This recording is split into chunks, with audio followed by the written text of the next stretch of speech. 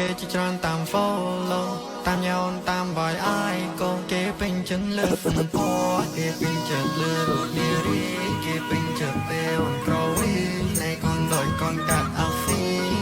តែឈ្មោះនារីខ្ញុំនៅព្រោះអូនធ្វើឲ្យបងរំភើបព្រោះមិនក្រៅក៏ប្រែជា cool ព្រោះចង់ឲ្យបងលើតែឈ្មោះតាអូនគឺជានឹងណាយកតែមកចាត់ទុកជាស្ដាយយកបងស្រឡាញ់ពេញញោរយំនេះបង្កើតស្នេ